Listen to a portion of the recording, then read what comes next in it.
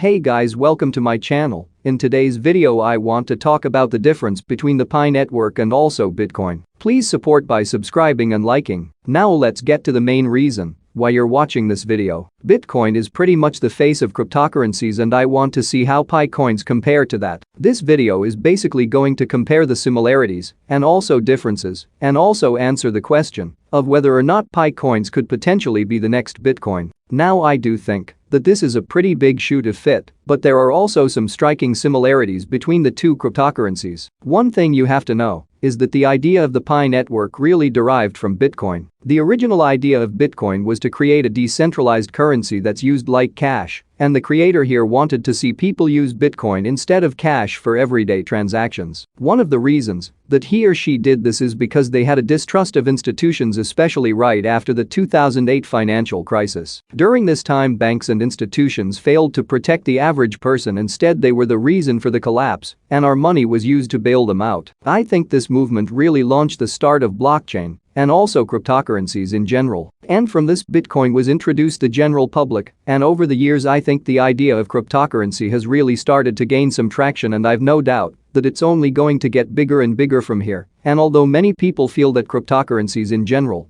will become more and more popular, many people doubt that Bitcoin will continue to remain in first place. And this is because the design of Bitcoin failed to make it an everyday currency, and I really do think that this is where the Pi network or Pi coins can step up to the plate. You see, there's a lot of things about the Pi network that makes it suitable to become what Bitcoin wanted to be. One of the things that Bitcoin failed to be was inclusive or accessible to anybody and everybody around the world. You see, in the early days of Bitcoin you had to have a lot of knowledge to be able to mine Bitcoin. In fact, it was pretty inaccessible to the average person, and it was also very expensive as well. Mining Bitcoin required a lot of computing power, and not everybody had that, and those with a lot of computing power started to get a bigger and bigger chunk of the network. You see, about 87% of all Bitcoin are owned by 1% of the network, and these few individuals have gotten so big that they're making billions of dollars in profits each year from mining Bitcoin. And even though Bitcoin is technically decentralized, a very small number of people do have control over the network. Now I think the creators of the Pi network realized this to be a problem, and instead of forcing people to use computing power to mine coins, they allowed people to mine just from their phones, and anybody around the world will now have the ability to mine Pi coins from the Pi network just using a mobile device. I think this ends up creating a much more fair system compared to Bitcoin.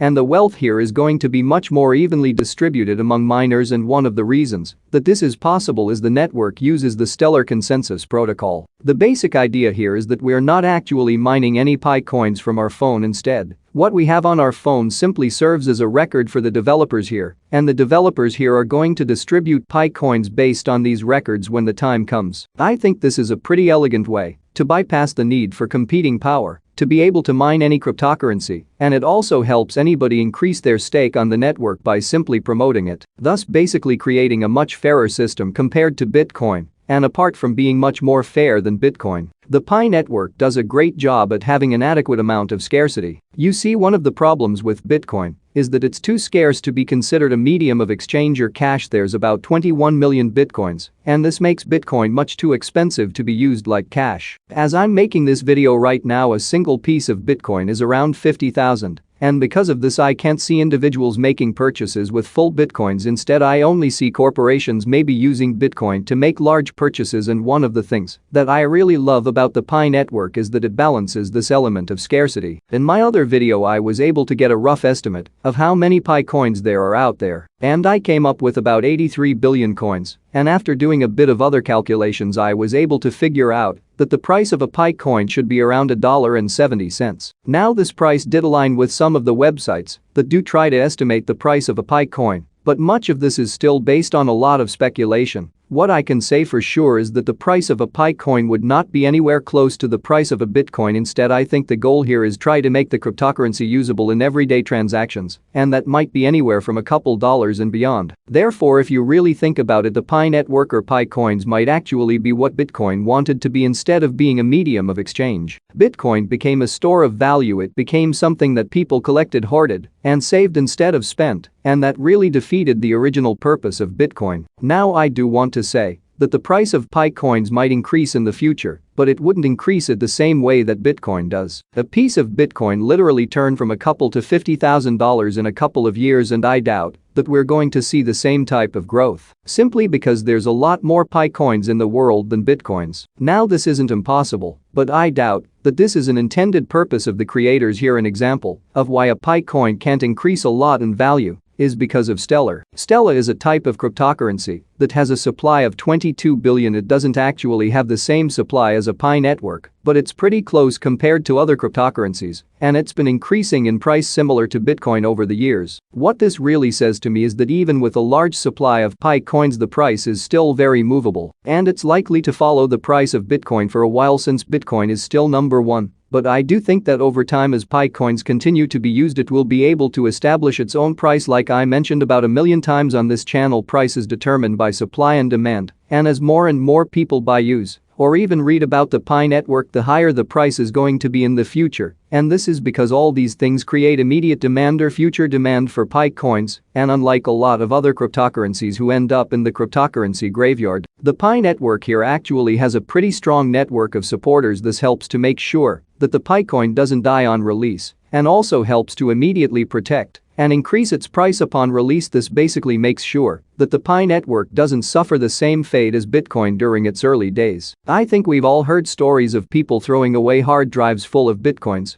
or using it to purchase the most ridiculous things like stickers or pizza. But one thing you have to realize is that many of these people didn't see a demand for cryptocurrencies back then. In fact, it's not hard to conceptualize that many of these people simply thought this craze was gonna die, and this is one of the reasons I love seeing promotional codes about the Pi network on my videos. This just means to me that the network is still very alive, and also that many other people will see these comments, and some of them might even become interested in the Pi network themselves. I really do think that the referral system here is probably one of the most intelligent things about this project, because without it, this would just be another cryptocurrency out of thousands of other cryptocurrencies without any value. Instead, what we have here is that without the currency being officially launched, we already have people speculating about its value, and there also will be a lot of official and also unofficial places where the Pi network or Pi coins will be officially used. Right now, the Pi network has above 25 million official users, and this is actually pretty far from the ultimate goal of 100 million users. But as it gets bigger and bigger, it's also a lot easier for the network to grow exponentially. I do think that we're going to get close to 100 million users by the end of this year, and this might not be close to the number of people who adore Bitcoin, but it's still pretty significant. Nevertheless, and the goal from the developers here is to release Pi coins as a decentralized cryptocurrency by the end of this year. This means that whatever concerns, questions, and doubts you have about the Pi network will be answered by the end of this year.